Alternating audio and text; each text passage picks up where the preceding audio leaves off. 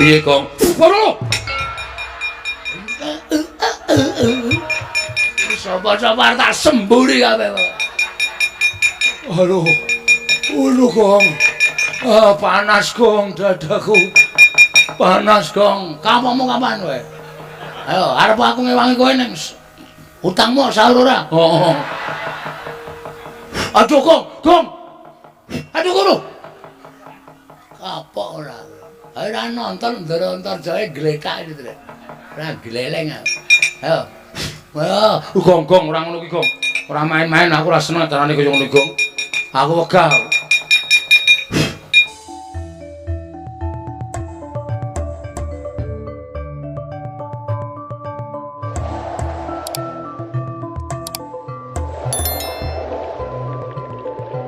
Dereng ngantos paripurna anggen kula nampi sabda pangandika paduka. Menika kadidene wonten sowanipun Panakawan Petruk ingkang abiyantara ngersa paduka tuwin ingkang rayi Koko Prabu. Kula ugi kaget, Yayi. Dene Petruk sowan mongko tanpa tinimbalan. Nanging Petruk menika panakawanipun para Pandhawa, Petruk menika panakawan Ngamarta. Mila awon selpak leres tumuli katimbalana menapa wigatosipun sowanipun Petruk wonten Praja Ngamarta. Koko Prabu lenggah ingkang langkung prayogi. Kula nedhi andangu dhateng sowanipun Panakawan Petruk. Yai Prabu kula semanggahaken. Petruk kanthong bolong sawise asu ingkang dadi napas sasat ingkang dadi riwe. Padha raja sapraptanira Panakawan Petruk kanthong bolong. Nunamit pasang Kalimantabe tinebena ing lodoni dumawahing tawang tuwang sinuwun. Linepatna ing tulak manu. Menawi wonten lepatipun ingkang abdipun Petruk diagung pangaksami jar kula menika namung Panakawan. Mila menawi wonten lepat anggen kula sowan kiranging tata krami kiranging unggah-ungguh nyuwun pangapunten kula ngaturaken sembah bekti kula kunjuk. Iya Petruk ndak tampa. Ora liwat pangestu ning sun tampanana kula pundi nggo jimat paripe dayana ning kasantosan ayo gak nunggonmu lungguh. Nun nggih sampun boten kirang prayogi sinuwun.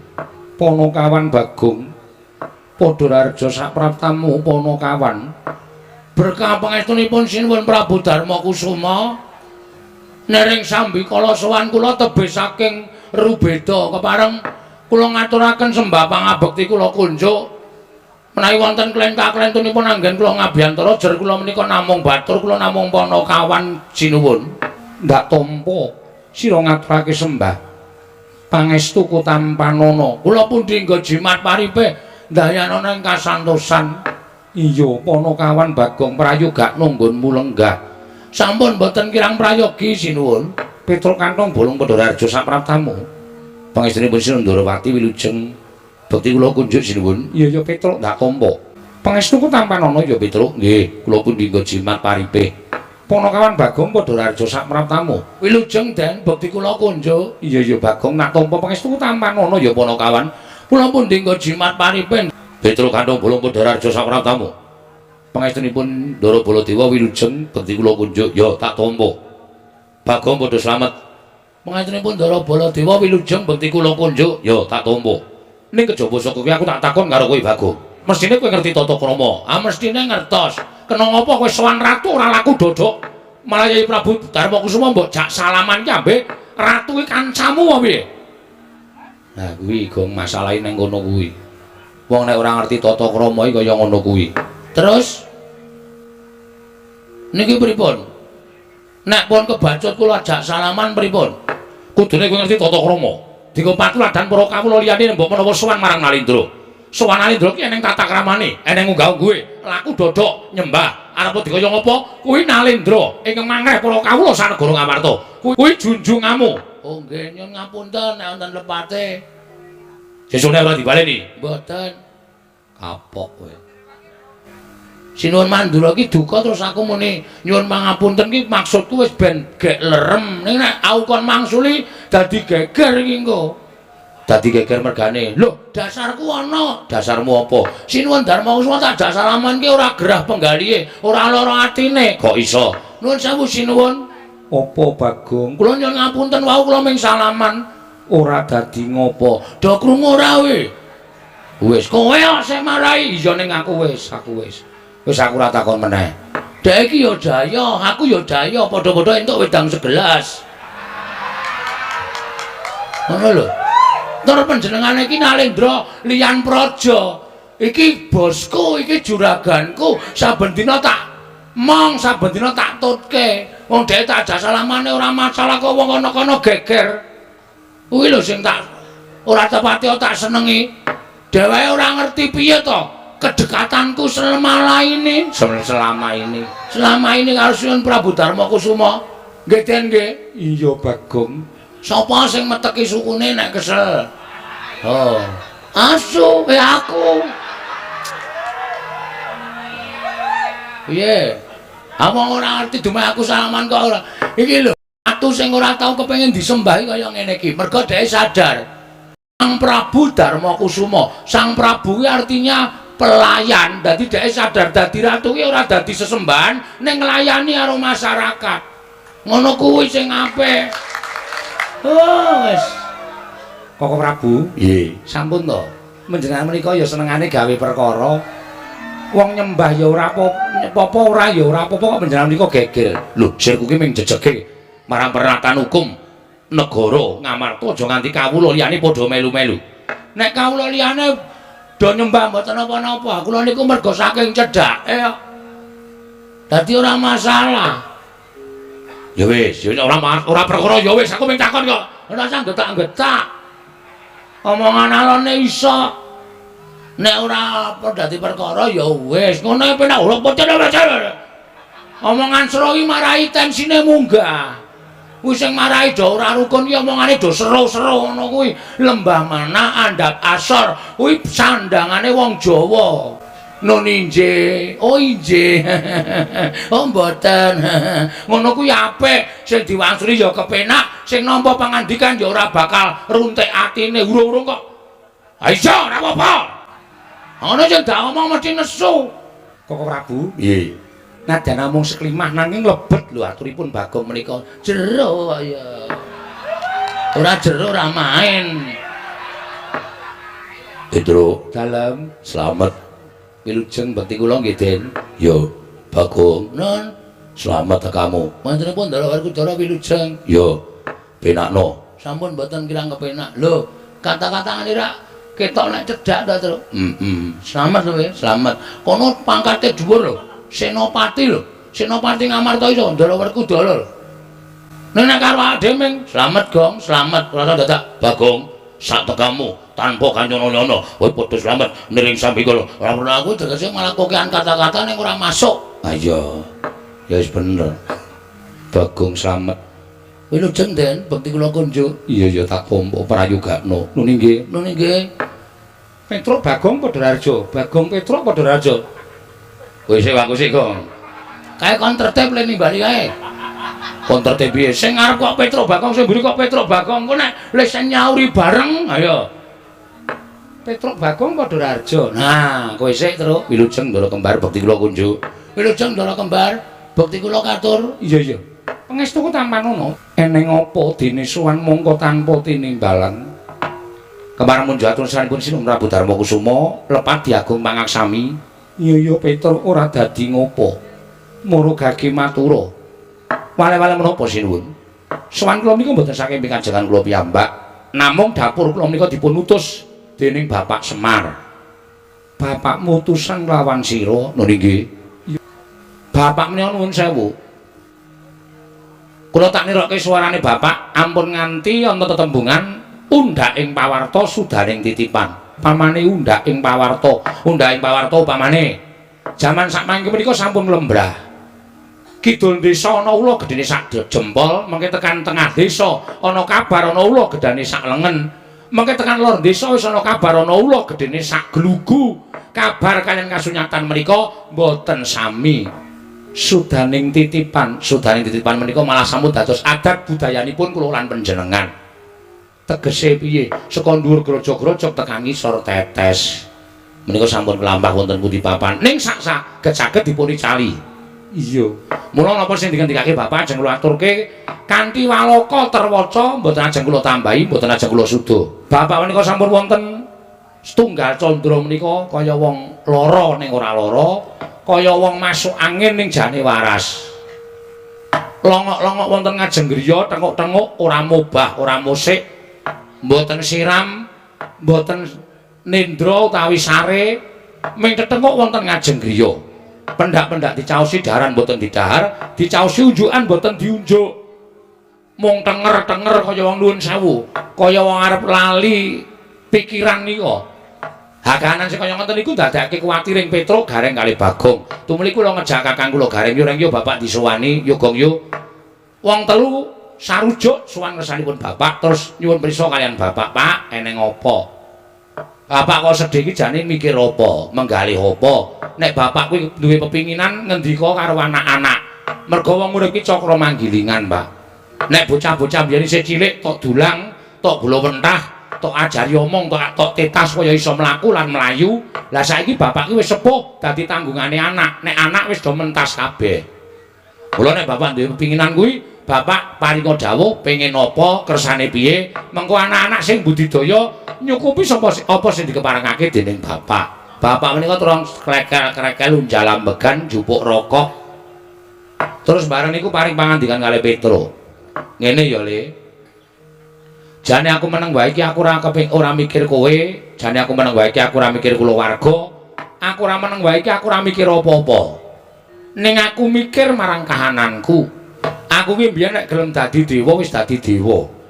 Ning gandeng aku ki gandrung marang karukunan, gandrung marang katentreman, gandrung marang kamanunggalan, mula aku trima dadi pamong. Momong para satri ngatetken ati suci pepayung budi rahayu.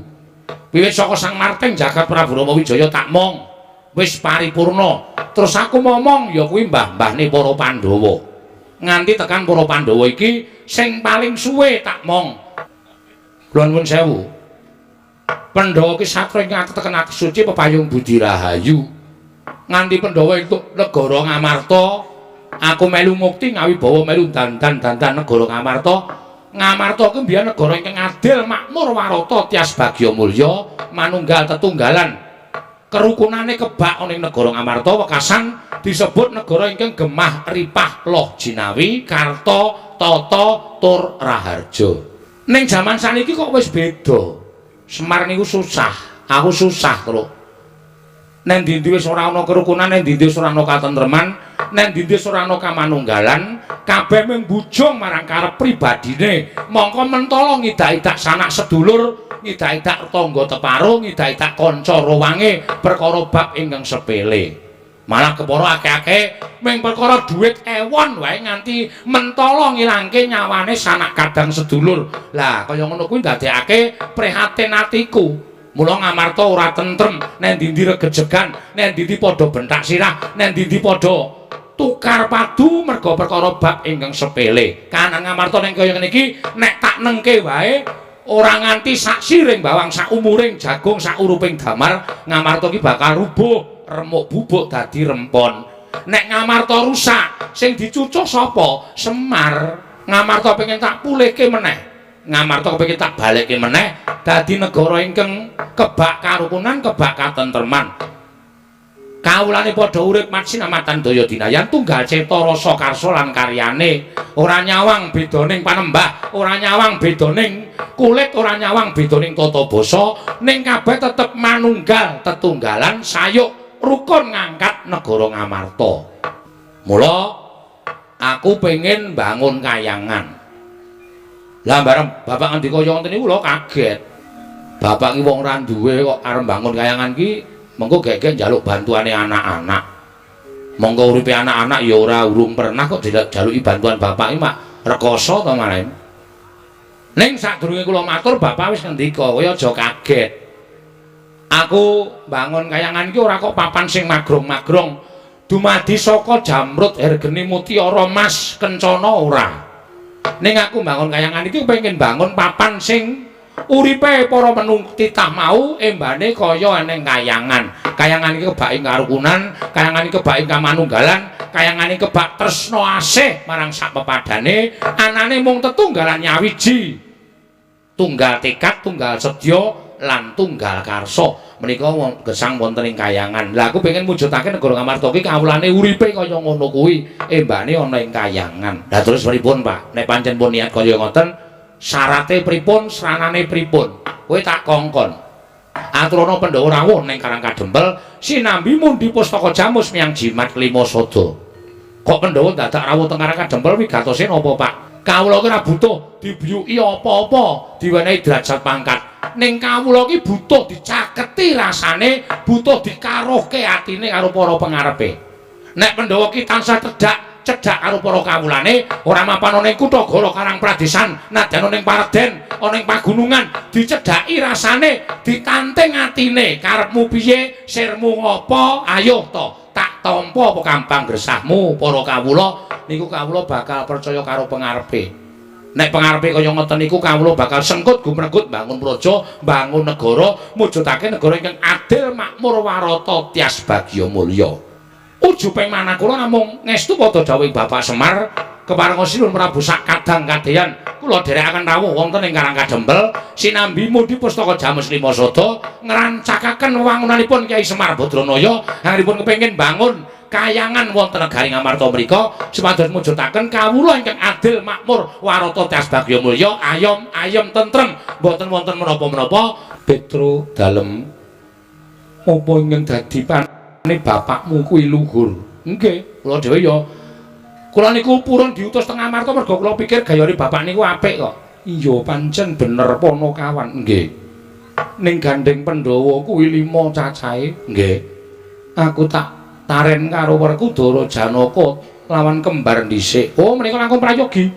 Apa-apa menika dadipun rembag sampun ngantos mutusaken sawenehing bab menika namung panjenengan tok, mengke ndak mboten prayogi kedadosanipun.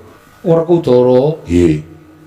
Piye Dimas sira wis midhanget aturi Petro?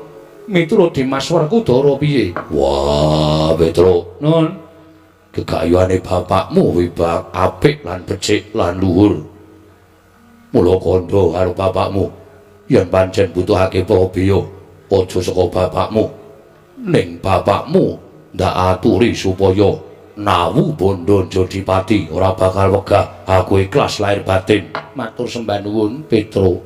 Apa yang dikarepake bapakmu matur marang Janaka mesti tak wujudi Petro. Watun kasembatan gegayuhane bapakmu. Apa yang didhawuhake bapakmu aku sago. Petro apa yang dikendikake bapakmu aku bakal tumandang karya. Lho Gong kaya ngene iki lho.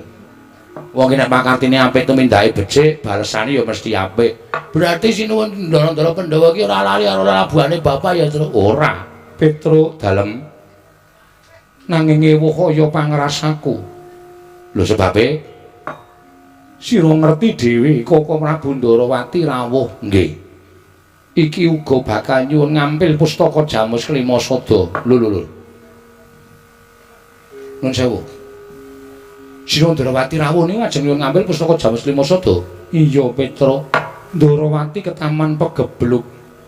Bisane waluya nirmala jati temah mulya yen to tinumbalan pustaka Jamus miyang jimat Klima Sada.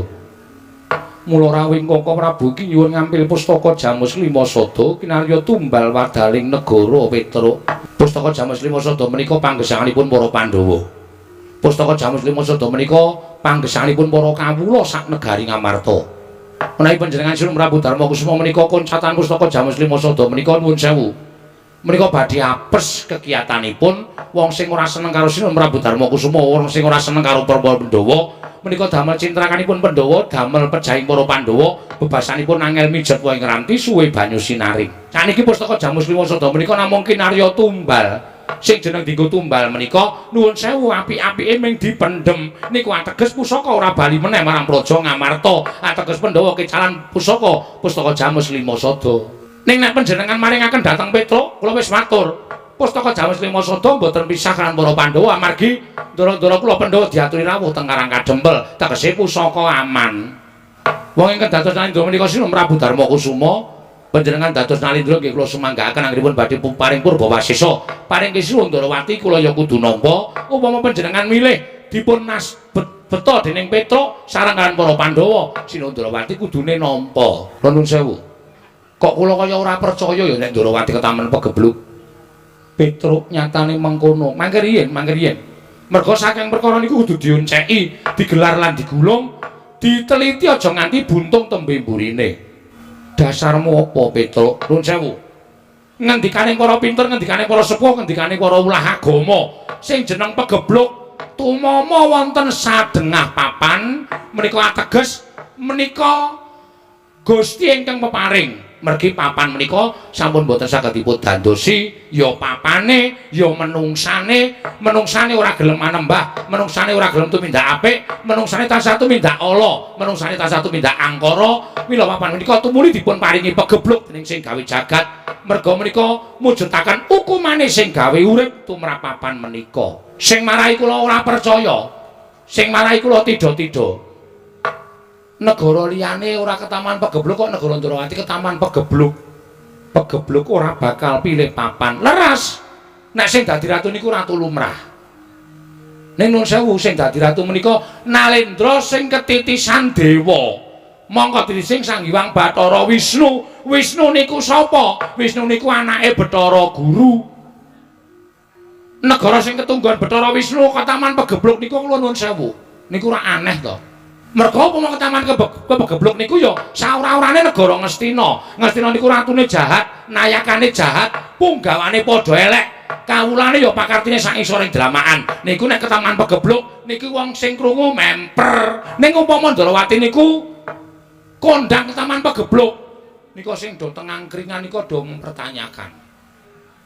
Lho kok iso padahal sing dadi ratu niku titih Sang Hyang Bathara Wisnu lho. Lan mula kula nuwun sewu.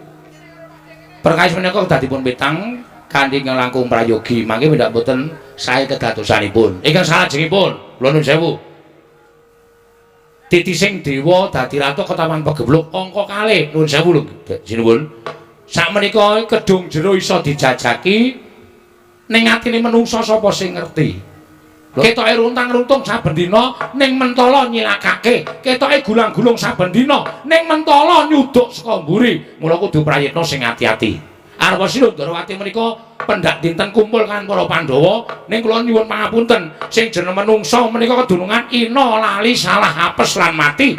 Saapik-apike menungsa ana eleke, saelek-eleke menungsa eneng apike. Mula nek jroning sampeyan diapiki prayitna bab eleke sinuwun. Manus maning jajaran sekurtane bawana iblis lanang Petruk kandhung bolong wonten dawuh sinuwun. Kowe mau muni piye? Kowe mau muni piye? Ing ngatasé kowe menungsa, ing ngatasé kowe iki kawula, ing ngatasé kowe iki batur. Lah kok drangap-drangap pun sampun Sang Hyai Prabu Darmakusuma. Malah aku ngerti cetha nggonmu matur marang Sang Hyai Prabu Darmakusuma kowe ngias karo Ratu Ndrawati. Kowe ngias karo Hyai Prabu Ndrawati. Ha piye wani ra kowe? Ayo iki ratu aku ming kawula. Ora masalah derajat lo pangkat, Tru. Ming gumantung wani apa ora nek cara aku ngono. Kowe kok mikir masalah derajat pangkat to? Kowe karo Sinuwun Baladewa iki di mata Tuhan itu sama. Dadi nek kowe wani, dasarmu bener, ora masalah. Wani apa kowe? Mbok menapa? Mbok menawa dengkulmu, mbok menawa ora. Aku gak angger kowe wani, aku wani, angger ora wani, aku ora wani. Langsung lho. Ya. Nun sewu sinuwun. Panjenengan kok duka-duka kali kula. Mesine aku nesu karo kowe. Kowe ora ngerti tata krama, kowe ora ngerti unggah-ungguh, kowe ora ngira karo derajatmu, kowe mengkere gedibal. Kowe suwane negara Ngamarta. Kowe butuh pustaka jamu jimat Kimposo ora sangelek karo Hyai Prabu Ndrawati. Padha-padha butuhke sing diwenang Hyai Prabu Darmakusuma. Arep diparingke Sinuwun Prabu Ndrawati yo apik, diwenehke kowe yo apik. Lah nggih, niku adile teng niku. Terus kula tak takon, sampean kok muring-muring kuwi sampean muring-muring perkara apa? Hah? Wangsulan kowe. Wong muring-muring iki kena nesu ora masalah, ning ana masalahe. Ora waton ngegas. Kula tak takon sampean muring-muring perkara apa? Aku tak takon karo kowe. Hyai Prabu Ndrawati iki sapa? Lho. Hyai Prabu Sinuwun Prabu Ndrawati ya Sinuwun Prabu Kresna. Lah iya kuwi apa? Lho, titah wong. Kersane pripun? Goblok. Karo aku iki apaku? Lah iki gong. Kuwi sontekke wae kuwi ketoke arep edan kuwi, Tru. Niki rayi panjenengan. Lah kene ngerti, lah nggih ngertos. Lah kok wani ngomong-ngomong Hyai Prabu Ndrawati? Lah kula ngomong-ngomong teng pundi? Kowe nguneke Hyai Prabu Ndrawati iki panjalmane mungsuh. Omongan kaya ngeten iku ukarane teng pundi kula tak takon. Ora ana ukarane kula ngarani Sinuwun Prabu Ndrawati menika panjalmane mungsuh. Kowe matur. Nggih. Iya nek iki Yai Prabu Ndrawati tenan. Nek panjalmaning musuh kedung Dresa dijajaki, atine menungso sapa sing ngerti? Kuwi tegese kowe ngunekke yen Yai Prabu Ndrawati ki panjalmaning musuh ora? Aku tanggap, aku ngerti. Nuwun sewu. Kula mboten niat kaya ngoten niku. Ning kula mengelekke Sinum Prabu Darmakusuma kudu eling, kudu awas. Sampun ngantos Sinum Prabu Darmakusuma menika nuwun sewu kejeglong dhateng kelampahan. Ingkang tumrap panjenenganipun menika mujudaken satunggiling pitulungan ning janjane malah ngrekasake awake dhewe. Lah tegese kaya ngono kuwi cubriya Yai Prabu Ndrawati. Perkara cubriya menika hak kula, wong menungsa niku diwenangake nyubriyani karo sapa-sapa kok. Kula cubriya karo sampeyan mboten napa-napa. Kula cubriya kali niki mboten napa-napa. Sampeyan cubriya kali kula ora apa-apa. Niku hak sampeyan. Aja dibondo kamardikan ati kula. Ngoten lho. Saiki ngene. Saiki ngene Petro. Pripun kula manut karo sampeyan. Kowe saiki tak jaluk bali.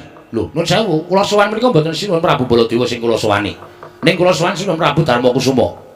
Mila kula sedawuh perintahing Sinuwun Prabu Darmakusuma kula badhe ngestakaken dawuh ning nuwun sewu bebasanipun sak keranjang koprak pangandika sampeyan mlebu kuping kiwa metu kuping tengen. Nuwun sewu panjenengan mboten duwe wewenang tumrapi negari Ngamarta. Edian. Wah, dalah. Malah wani karo nata mantura Prabu Baladewa. Nuwun sewu kula mboten wani. Bali kowe kandha karo bapakmu. Bapakmu ki wong sekeng, bapakmu ki wong ora duwe, bapakmu wong melarat, kon ngilo karo cengele. Arep bangun kayangan ki sing nggo ragat cengele, bapakmu ki apa piye? Gong, bapak dunekke. Piye? Bapakmu kae sing nggo ragat cengele apa piye? Ngono kuwi, Gong. Kowe nesu ora? Ora. Bapake sapa? Bapak Semar. Babe Semar. Waduh. Heeh. Duneke piye? Duneke bapakmu ki kon ngilo karo cengele, ngilo karo gicoke.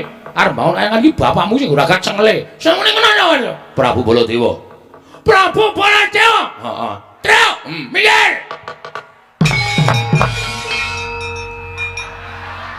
Kowe ki piye to? Hah? Kowe ki ngopo nglakon aku mundur? Hah ngapa? Aku kok tengok kene iki apa? Aku ya mundur. Aku mundur apa? Wedi. Wong mau jarane kaya menang, Trio. Tenang, tenang. Nuwun sewu, Mas. Sampeyan omongane kok atos ya. Lho. Bagong iki. Heeh. Ngopo dadak diganti kowe? Lho, Petro kesel. Sampeyan ngendika napa? Mang baleni. Lho, kowe malang kret ning ngarepe Baladewa. Kowe ora ngormati karo Baladewa. Kowe ora ngajeni karo Baladewa. Mbok anggap aku ki apa marang? Wong Jawa ki ana tetembungan, nek kowe kepengin diajeni ngajenono. Ana tetembungan, nek kowe ora gelem dijiwit aja jiwit, nek ora gelem ditabok aja nabok. Sampeyan wis ora ngajeni kok. Dapurme kok tak ajeni, Bapak, Bapak. Dian. Aduh. Enggak kuat aku, Tru. Nek enggak kuat nesu, Gong. Aku nek ora kuat semaput e. Padune arep mundur. Edan tenan Baladewa, Baladewa. Aku tak takon karo kowe. Ora basa barang. Tuwa aku mbangane kowe. Aku wis dolan-dolan ngepit, kowe iki urung lair, Boy. Ati aku ora basa karo kowe ora masalah. Sing tak basani apa? Mekutamu kuwi percuma nek kowe ora ngajari karo kawula kaya ngene iki. Adar ora kowe? Hah? Walah, Baladewa, Baladewa. Barang saiki kowe nganggo mekutha, kowe nganggo bintang nang pundak, kowe nganggo derajat pangkat blas. Kowe ora ngajeni wong-wong sing kaya aku ngene iki. Kowe ora kelingan uripmu biyen endi? Uripmu nang Widara Kandang. Kowe dititipke karo Demang Sagopa karo bapakmu Prabu Basudewa. Mergo jaman semana war dipateni karo Kangsa. Ah ngerti kaya ngono, biyen tak keke Kangsa men modar. Ning tekan semene apa? Kowe tau ngekai aku apa? Iki yo mbiyen wong desa. Barang saiki lungguh kursi sithik wong glelengmu ora mekakat. Mbok sadar. Sadar ora kowe jaman semono ki ora nggon aku gong aku goleke wong 40. Kok nyoblos aku kabeh pokoke. Kowe njaluk apa engko tak turuti. Kowe omong sok kene iki dideki toilet.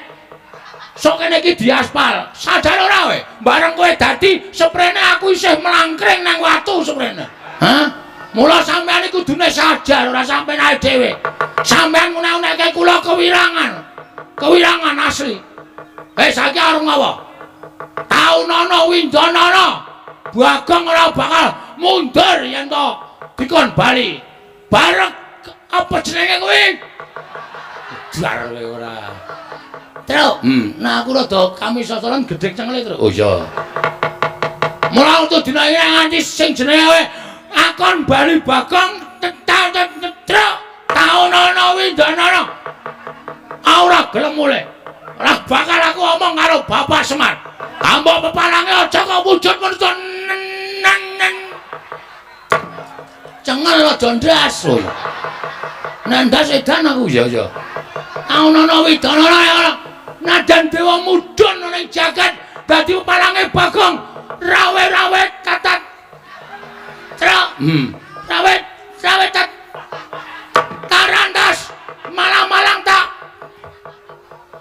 Putong. Tetep bakal tak lakoni. Lho, kowe nantang karo Baladewa? Apa kira-kira wani karo Baladewa? Oke, perkara wani dan ora iki truk. Wani karo ora iki kowe. Nun sewu. Kula sing dadi wakile. Blet iki jajane iki rembukan apa to iki? Iki rembukan kok genti-genten iki piye karepe? Lah karo mungsuhe wong loro kok, Mas. Dadi aku kudu genti-genten. Ngene, Pripun? tak gawe sayembara napa? Sapa sing cilik gedhe saka kulit dadi Baladewa? Menang ya pustaka Jamus Lima Soto. Tandingi, Tru. Semangkean. Aja gawe sayembara, awak dhewe ya gawe sayembara. Sayembara mau boleh. Baladewa. Sapa sing cilik gedhene iso ngungkuli kuwandane Petruk bayangan pustaka. Lha sik. Kok aku? Aku seneng ngarep kok. Wah, iki cilaka ora. Iso nglake aku bayangan pustaka Jamus Lima Soto. Saniki. Iya, metu njaba, Mas. Sampeyan aja ngleleng. Kula arep pemimpin kawan metu njaba. Ayo, glantang mengko legane. Petruk wis metu karo Koko Prabu Mandura lah kok Bagong malah mbegogok nang kene. Kula tak takon, nek kula melu metu terus kula nyambut gawe apa wis? Lho, nyambut gawe apa piye? Ah genah to. Petruk mungsuh Prabu Baladewa. Terus kula ngopo? Nonton. Mresane isen no. Terus ngarepmu piye? Kira-kira semene iki sapa sing kepengin gelut karo Bagong? Ya tak tarenke dhisik. Silakan. Werkudara. Kae ora. Kae gedhe banget Pidak modar kula. Arjuna. Ora mungkin Ndara Janaka gelem kali kula kelengkrengan kali kula niku bos juragane nggih Den. Iya. Lah terus sapa?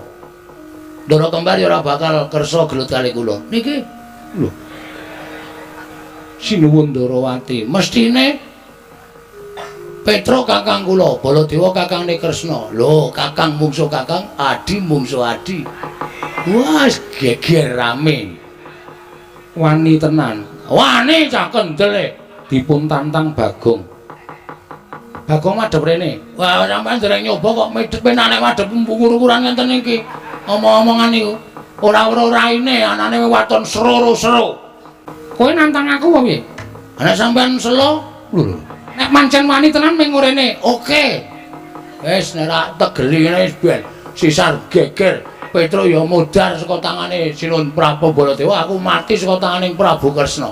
Ayo, nek ndi papane wong netrek kadidane pancen kuwi arep nantang karo Sinun Ndarawati. Temu ndi papane wong netrek kadidayan. Wani tenan karo aku Sing tak wedeni awamu. lakon tiban senjata cakra ora mati aja Duntanata Ndarawati. Wah, iki janjine ra nganggo pusaka, Mas. Lah aku senenge nek gelut nganggo pusaka kok. Wah, surat. Jireng getih wedi mati. Wis rasa gelut. Lho. Urung sida kok wis dibatalke meneh. Aku wonge gampang batalan kok. Lah terus karepe piye, Bagong? Nggih pun ngoten mawon kula tak nyuwun mawon nggih sinuwun. Iya sing ati-ati. Ning panjenengan perlu menggalih antaraning Semar karo Sinun Ndarawati abot pundi? Pun ngoten mawon. Mang pikir mang penggalih lelabuhane Bapak, mang penggalih napa sing pun ditindakake Bapak. Kali mang penggalih lelabuhane Sinun Ndarawati. Suwe sapa? Lho. Nggih? Iya, Bagong. Matur sembah nuwun parang. Iya. Sing ati-ati aja kaya bocah cilik. Menawi ya sinuwun kula nyuwun pamit. Sing ati-ati aja kaya bocah cilik. Ndara Werkudara kula nyuwun pamit. Yo sing ati-ati. Aja kaya bocah cilik. Ndara Janaka kula nyuwun pamit. Iya ya Bagong sing ati-ati. Ndara Sedewa nek kula nyuwun pamit. Iya Bagong sing ati-ati Bagong. Pun ngoten mawon kula tak medal jawi. Iya sing ati-ati Bagong. Jan aku gumon tenan. Mau ya wis tak jawel mau nika. Aja wani karo Sinur Mandura. Ning ngeyel Petro ki anggere emosi nu angel dikendhaleni. Pun nggih, Iya sing ati. Bareng. Iya sing ati. Kula nyuwun pamit nggih. Iya sing ati-ati. Kula nyuwun pamit lho. Iya sing ati-ati. Iya sing ati-ati, Pak. Iya Bagong sing ati-ati. Nggih, Pak ati-ati. Wah, wis. Ngono wae ah. Ndak selak kesuwen iki. Pun nggih. Iya. Pun Ya, Mbah, ya. ya ketoke dipamiti ora lahir batin to. Kowe pamit kok bola-bali. Amit bola-bali. Kok ora tanggap to iki? Semelangku. Kula niku le semelang kuwatir nek kula mungkur dirasani. Sing ngrasani sapa? Sampeyan niku. Le ngrasani piye? Aduh, Bagong mau kok urung tak kei dik. Ada. Ayo. Arep guyu, ayo. Aku ngguyu ki merga weruh polahmu.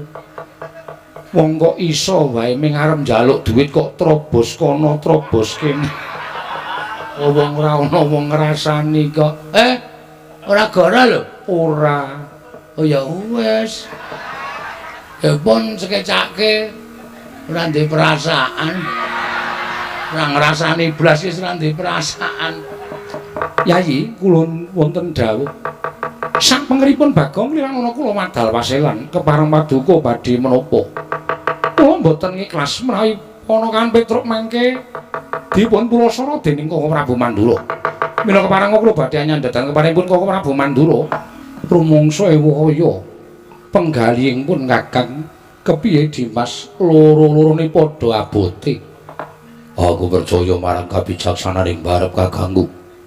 Bakal mbok paringake Kresna kuya prayoga. Ayo Pandhawa bareng sowan ning Karang Kadempel kuya apik. Kabeh mung gumantung marang barep.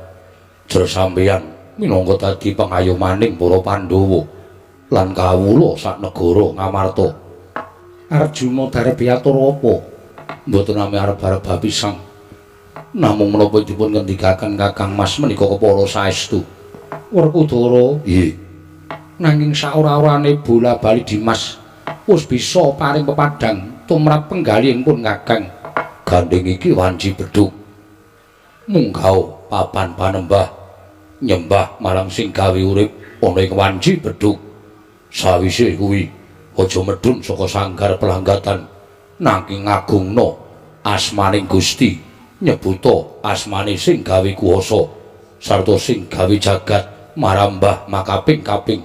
Aku percaya Gusti bakal paring kepadang marang barep kakangku. Kuwi ingkang wigati lan tumapun kakang ingkang paling becik. Ing mengkono bubarna kang padha sibu jenengipun Kakang Kundur Ngedaton. Yo ngestake dawuh. Kaya wis ora ana dawuh maneh Dimas Harya Werkudara. Ki sing diarani kriwi dadi grojogan geguyon dadi tangisan lho. Ketoke kaya mengejak gojek ning kok Sinuwun Mandura kok kaya tenanan karo awake dhewe.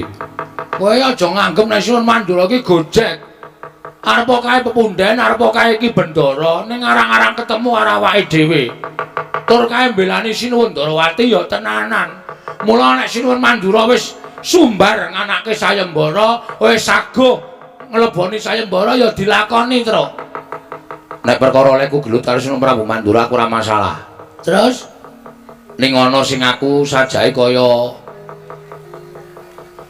wedi nglakoni iki, Gong. Kok wedi apa? Sinuwun Mandura nglumpukke anak-anak Pandhawa. Ndara Garukaca, Ndara Antarja, Ndara Antasena.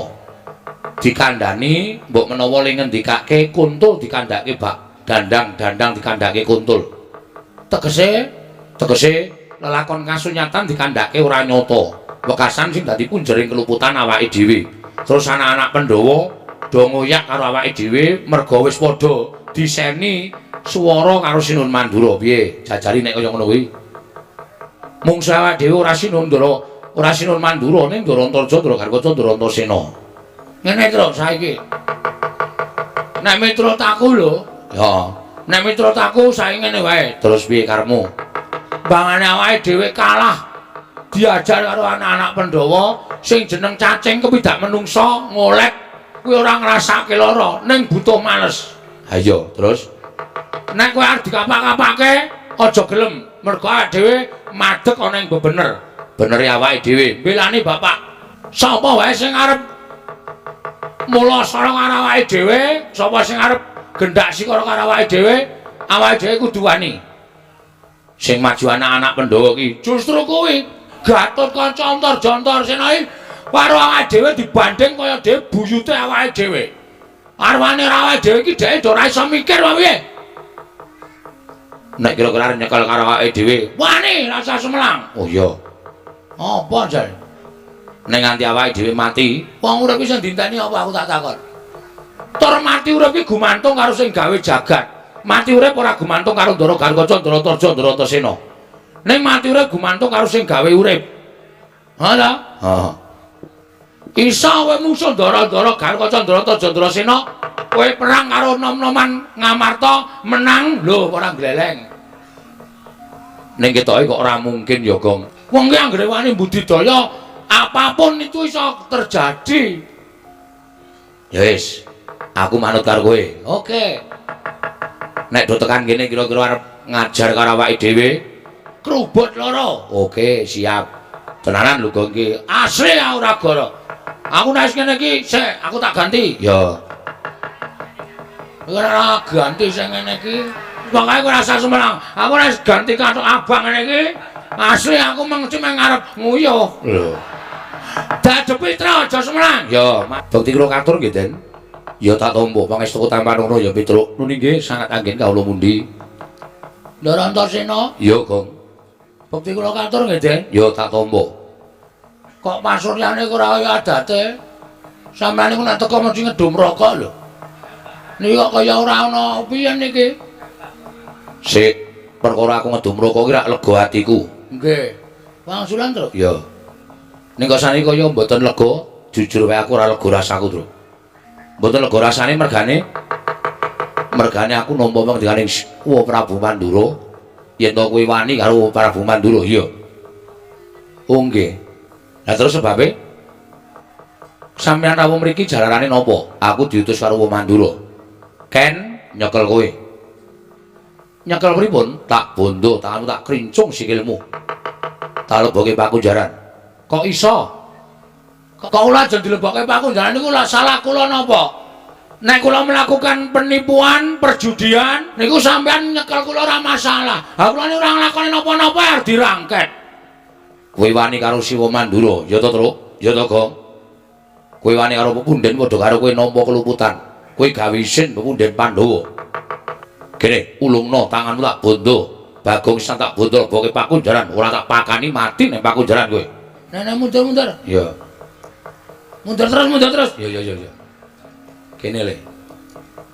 Wangsulane wong ngene iki nek wong gleleng nek ora tempuke wong gentro ngene iki ora. Masalah kuwi nyekel aku monggo, terserah, ora masalah. Kula niki warga sing manut pernatan hukum negara Ngamarta. Kula ora bakal selak. Kula ora bakal endo nek pancen Bagong salah, nek pancen Petruk luput, ora masalah.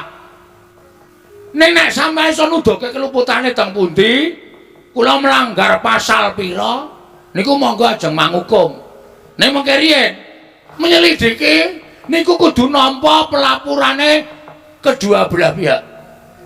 Ngoten. Sampeyan entuk pelapurane Sinuwun Prabu Mandura, monggo. Ning sampeyan kudu takon karo aku. Janjane lara-larae apa? Piye? Ngono. Ora kok nampa pelapurane kono terus kono dicekel, kene dibingkem ra entuk omong. Adil macam apa itu? Nah, ngono kuwi, Gong. Meneng kowe men ora usah cerewet. Iya. Yo, saya aku tak takon karo kowe. Sebabe apa kok wani karo Siwa Mandura? Nah, ngono iki lagi adil. Sebabnya ngene, Mas. Aku karo Petruk dikongkon bapak. Yo, kowe iki mbok basa karo aku. Wong kok ora basa karo aku kok. Aku pancen ra iso basa. Padha aku ya ora iso basa.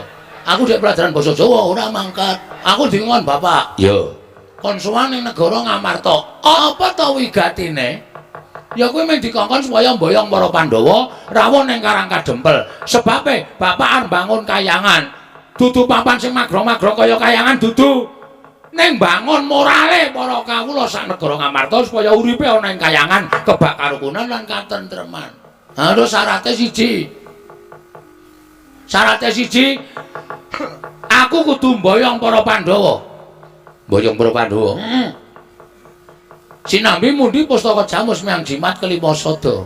Rawe Prabu Kresna ya ngendikake nek arep mboyong pustaka Jamus kelima sada dienggo tumbal wadaling negara Ndarawati merga Ndarawati ketaman pegebluk. Aku Subriya. Sinuwun Ndarawati iki Narendra Titis Wisnu kok negarane ketaman pegebluk. Itu hal yang mustahil. Ha ta? Ya terus pegebluk iku tiba ning donya dienggo papan sing elek. Papan sing apik ora bakal ketiban pegebluk. Mula kula curiga. Ya nek Sinuwun Ndarawati niku kenan, nek palsu, nek mung arep gawe boyong pustaka Jamus lima sada, napa mboten kapitunan? Kula matur ngoten niku Prabu Baladewa panos maning jalanan. Petro, Bagong. Kere ketibal 17. Wong elek nyolong mripat. Mung batur kok wani karo Nata Ndarawati. Kowe iki meng kere sadar. Kula sadar wong kula ya kere tenan. Hambareng tekan ngendone Sinuwun Prabu Baladewa paring pangandikan. Kowe bali aga. Omong karo bapakmu. Bapakmu ki wong sekeng. Bapakmu ki wong melarat, Semar ki wong ora duwe arep bangun kayangan. Sing nggo bayar cengele bapakmu kuwi. Ha iki wis bajigur iki. Nglanggar tata krama nganggar unggah-ungguh. Sane ngene Mas. Perasamu sebagai anak. Yo. Nek bapakmu DC piye? Aku nesu. Pamane tau nekke Antasena anake wong Werkudara, wong drogak-drogok, wong ra iso basa, hunah-hunuh. Rasamu piye? Wong mau tak ajar mergo ngino karo bapakku. Padha aku. Aku ngene iki mbelani bapakku to. Ora. Bener sapa saiki petungan? Ujebul lelakone ngono kuwi to. Heeh. Aku ora gawe-gawe aku. Oh Prabu Baladewa terus sapa sing cilik gedene 20 ati duwe lho. Menang boyong pustaka Jamus lima sada. Ha niku terus kula metu jaba. Kula tataki tandane Prabu Baladewa. Mula niku sampeyan iso metung, sampeyan iso mikir. Ngaten, pripun kok iso kedadian kaya ngene iki? Sampeyan arep mbelani sapa? Sampeyan arep mbelani Prabu Baladewa? Ora masalah, ora masalah. Sampeyan mungsuh karo kula. Jajal ye. Antasena karo Bagong iki menang sapa? Nek menang sampeyan, piyai semenake wis nglumrahke. Nek menang kula, sampeyan isin selawase. Ngono ye. Ora ketap-ketip ento. Dadi critane ngono to. Heeh, aku wis omong. Kuwi ladalah, ora ladalah iki serius. Piye terus piye? Ayo golek got sing jembar. Rupa wani jembar wani, padangane wani, petengane apa meneh? Wah, nek ngono nek aku ngewangi Siwa Mandura, salah aku, Gong. Salah karo ora iki gantung sampeyan menggalih. Monggo, ngewangi Baladewa. Oke, ora masalah. Sampeyan bantu kali kula, matur nuwun. Tegese sampeyan nom-noman sing sadar karo kahanan to. Iki maksude piye kok ngrangkul iki? Tro, ngati-ati lho, Tro iki aku dibanting tiraka lho. Ora, Ndara Antasena wis eling kok, Gong. Eling piye maksude? Eling ngrangkul kuwi nek dheke salah. Engko gek ndengkul nggon aku.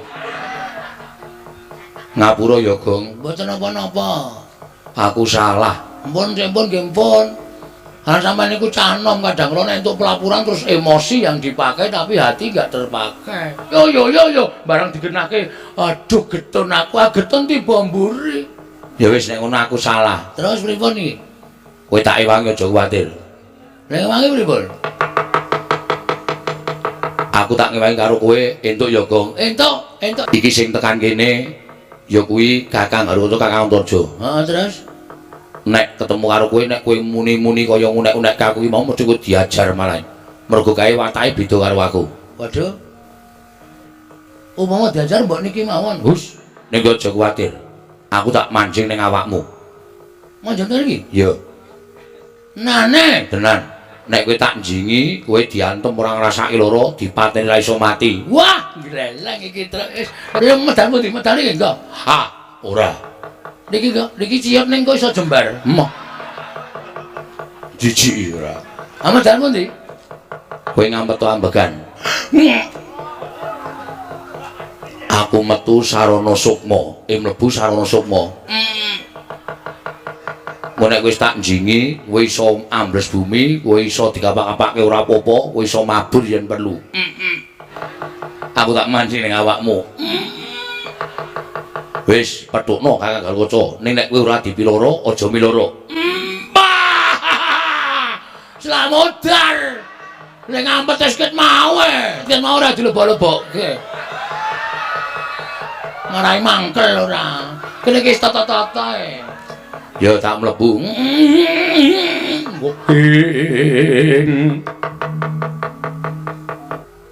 Wis. Lho kok ora to? Wis mlebu kok. Aku ya gumun kok Ndrantasena kok ilang lap. Terus ming ana bayangan mlebu ning awakmu slop ngono. Sampeyan teng pundi, Den? Ning awakmu. Tenane? Iya. Lho kok sedeng ya? Sedeng wae. Mongko Ndrantasena iki gedhe lho. Heeh. Aku mung semene kok sedeng ya, Tru? Sedeng. Elastis kok ya. Terus niki kekuatane Kowe arep ambles bumi, ambles bumi. carane Ngawet ambekan. Bumi pandengen terus engko sirahmu tok jebleske bumi engko rak bablas. iki ngapusi ora iki. Nek bumi tak pandeng, sirah wak jebleske menyonyo sampean tak ajar lho. Ora, tenan. Wis pandeng tenan karo batin. Niat ingsun ambles bumi. Niat ingsun ambles bumi. Wis tibakno. Bajigur iki. Iki piye ta iki? Ngene-ngene tak nahi jopone. Oh, Kula kelas kali, kula kelas kali, kula kulak, kulang-kaling, kilen kula, kenter kali, kacuk kula kileng-kileng. kula Kelas kali, kula kulang-kaling, kilen kali, kender kali, kula kileng-kileng. sing urut, nek ora urut ora iso lho. Nggih, kula kelas kali, kula kulang-kaling, kilen kender kali, kula kileng-kileng. Coba. Bajigur. Gus, Apa? nek Petruk ya saged. Waton Petruk apal mantrami ya iso. Kula kelas kali, kula kulak kali, kilen pasan, kenter kali, kula kileng-kileng. Waduh. Mantra, Gong. Kula kenter kali. Kula kacok. Wah. Wis ora apal iki tra aku karepmu. Arep kulake pira? Prek. Ayo pokoke maju. Ayo, pokoke iki gleneng iki. Heeh. Ndara kacok arep tak wedeni awar ambles bumi. Ya. Aku ya arep ambles bumi untuk mantram saka Ndrantasena. Heeh. Wah, tekan kene takoni wae, Tru. Ya, takoni le. Ndara Gatotkaca. Ya, Bagong. Ndara Gatotkaca, ya Petruk. Kok mandhap saking Dirgantara mboten menehi sasmita. Mak jeluk. Kaget aku. Kula. Bagong, Non, Petruk kon maju. bentar kowe. Ternyata bukan saya. Wonten dawuh, Den. Petruk, Non, kowe tak takoni jujur. nggih. Kowe wani karo Siwa Mandura. Nggih.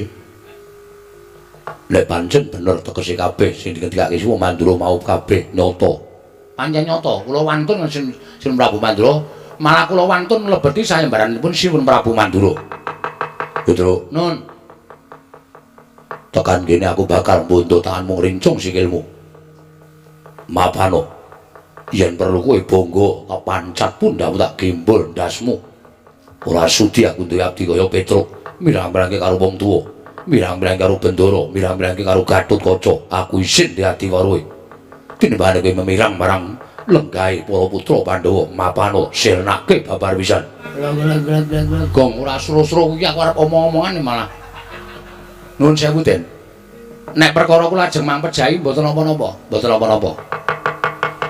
Ning nek pancen kula salah, nek pancen kula kleru. Ning nek kula mboten salah, kula mboten kok arep dipateni niku terus Petruk niku menungso kok dipadake kewan. Kewan niku ora kleru ora salah, dipateni menggo pemarem atine para menungso-menungso niku. Nek Petruk niku menungso ya, Den. Sampeyan kudune iso menggalih. Apa to sebabe kok Petruk wani karo Sun Prabu Mandura? Petruk niku sajake dadi abdi ora tau wani karo sapa-sapa wae. Ora tau. Kaling Rama ora tau wani arep kok Rama niku nglaki karo Petruk ning tak anggap niku katresnan. Sing jeneng tembung kasar niku aja dianggap kasar, ning kadang kala niku katresnan. Petruk Gunto ana iki Ndara Werkudara sing ngendika bapakmu niku ning ati penak. Petruk edan, Petruk kentir niku teng ati penak, mergo niku tresna kalih kula. Ning tembung sampeyan iki wau mboten wonten tembung katresnan. Niku tembunge wong sengit, niku tembunge wong ora seneng, niku tembunge wong kasar. Petruk mapan pancen gembol ndasmu. Kok ngono ta kowe? Sampeyan ora kelingan jaman kula niku ngomong karo sampeyan. Wis cilik nganti gedhe sikil tanggo sirah-sirah tanggo sikil supaya kok niku nyumurupi Dragarukaca niku dadi satriya sing iso dindelke dening negara. Sampeyan ngrasa mboten? Sampeyan niku kula omong wis cilik. Nek karo bapak sampeyan nek ngomong Ndara Werkudara niku kau. Anggere sampeyan Ndara Werkudara ora kebeneran. Gatot. Gecek ndasmu. Niku sing goceki sapa? Kula. Sing elengke Ndara Werkudara sapa? Kula. Ampun Den niku Kang Putra. Kalah karo Stijo. Idan ndasmu. Bola-bali to ngoten niku sing goceki kula. Ya kebangetan to Den. Nek sampeyan pun mentolo monggo, ora apa-apa. Ora apa-apa monggo. Mang Pocol. Niki mboten drat-dratan Den. Nek nganti kula mati, nyawa kula tekan swarga. Mu karo mbahmu.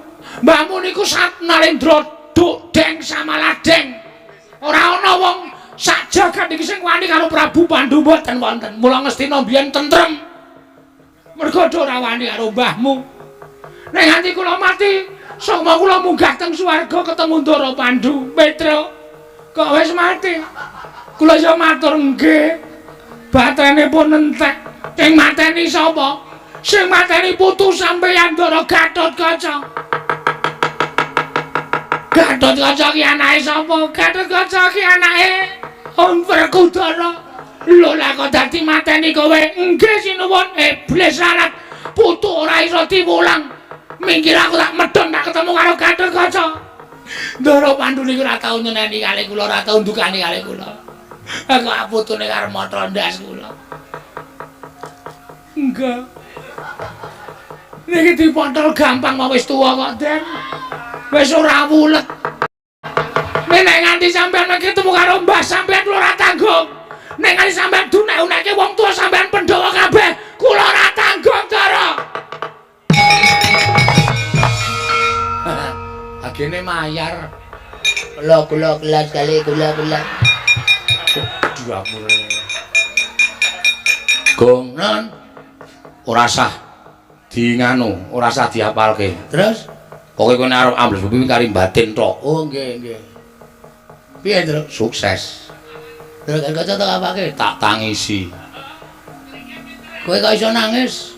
Monggo kowe ora tau nangis lho, Tru. Ndara Antarja diladeni. Oke, Gus. Apa? Niki makane sik maju Ndara Antarja gelut nggih. Yo.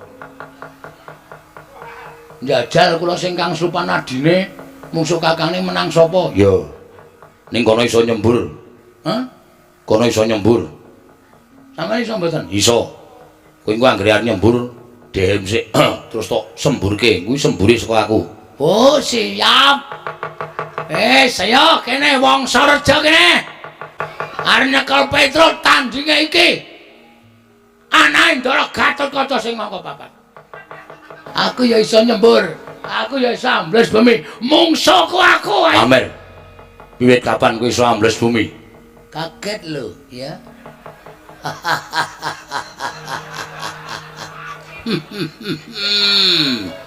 Edian. Lagi iki aku weruh Bagong iso ambles bumi. Oh, aku aja kok ngemblesi bumi. Ngemblesi apa bae aku iso. Mbah, edanan. Kowe Bagong, nggih. Aku goleki Petruk. Petruk ora ana wis bali. Aja ngapusi. Ngapusi aja takon terus tok. Kendharak tak ajar ditangani Antarja. Kowe arep ngajar aku? Iya. Aku aja tak anggap Bagong wingi. Mulai bengi iki Bagong digdaya Dukdeng Samaladeng. Pilih tanding bobote yuda utawa teges tinata mendat jinara ngentir.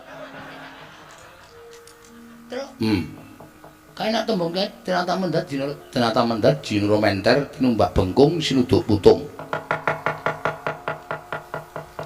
Tinata mendat jinara menter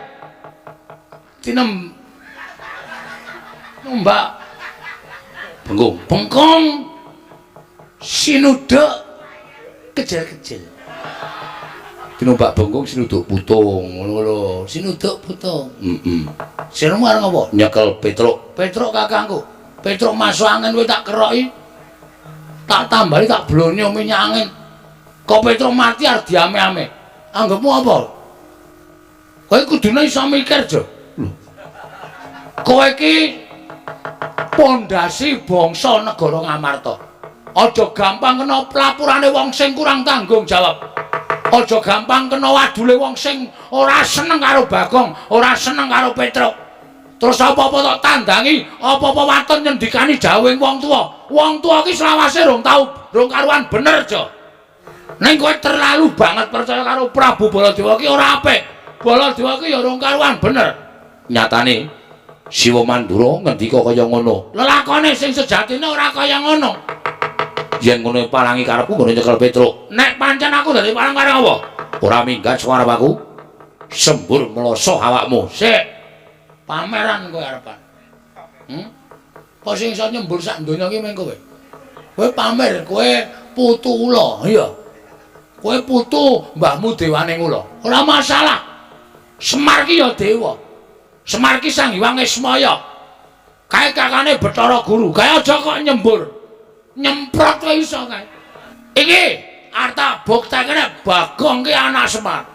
Sing pancen wis diparingi jaya kawijayan guna kasantik. Nek pancen kowe iso nyembur aja sumbar. Aku semburen. Nek aku tok sembur aku gletak. Aku ora eling. Aku ngakoni kalah. Weh, aja sok pamer. Mengko ndak kowe kuwi keweleh. Ngono? Nyoba ye. Ayo nyoba dadelan. Ayo. Ketiban pusakaku ora gletak aja dundang Bagong. Waduh. Moh aku. Arep aku rampuh ning jijiki. Iki ta syarate kudu ngene iki. Ayo tibano. Iki mergane mati ora. Waduh mati aku. Piye, Kong? Waduh. Sapa-sapa tak semburi kabeh. Aduh. Waduh, Kong. Panas, Kong, dadaku. Panas, Kong. Kapamu kapan kowe? Ayo, arep aku ngewangi kowe ning utangmu sahur ora? Oh. Aduh, Kong. Aduh, Guru. Kapok ora. Ayo nonton Ndara Jae glekak iki, Tru. Ora gleleng aku. Ayo. Ayo, Gong, ora ngono ki, Gong. Ora main-main, aku ora seneng darane kaya ngono, Gong. Aku wegah. Weh, lah ora sambat. Mlonyo awakmu. Oh, gleleng aku. Heeh. Aku anggere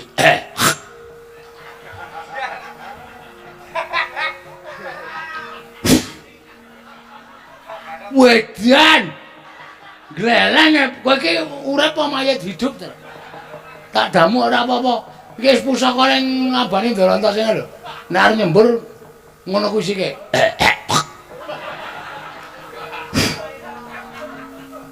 Aku mengisis saiki. Hah, Ben? Apa? Kok mengisis? Sajae racune wis entek. Waduh. Pokoke ane ndamu kaya. Ya sajae ngono. Wah, niki nek mboten. Oh, metu ra omong-omong. Lah kowe terus suwe-suwe gleleng.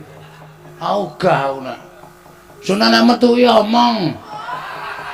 Omong meneng wae. Bangeten iki Kakang Antarja ora eling tak tambanane. Nek nganti ana apa-apa ndak malah Ora prayoga. Nggih. Wah, gugu karepe dhewe. Mesti tok bantu Dimas. Heeh. Lah nganti kowe bantu karo Bagong karo Petruk. Mergo iki ora salah, Kang. Aku nek karo wong ora salah ora bakal tumindak elek. Tur malah wonge tak bantu. Tur dasare Bagong ya ora kleru, Petruk ya ora kleru mergo mbelani bapakne. Wis ngene wae, Kang. Saiki Kakang ambles bumi. Rasa ngetok nek dukane Siwa Mandura. Mulane tak kon ndelik. Lah Dimas arene ndi? Aku ya tak ambles bumi. Kowe aku lho. Wis urusan dhewe. Oh, pahit iki wis. Monggo iki mung suwe kari dhewe berat iki, Tru. Sapa? Baladewa genah. Cilaka ora. Urusana dhewe. Aku karo Kakang Traja tak ndelik sik. Monggo nek wis rampung perkarane aku tak bantu karo kowe, Gong. Arep bantu engko. Heeh. Ora saiki, ora. Atus kula mungsuh Prabu Baladewa, pikiran dhewe nggunakno akal pikirmu bisa menang karo Siwa Mandura. Mergo aja nganti dingertani yen aku ora mbelani karo Siwa Mandura, aku tak ndelik karo Kakang.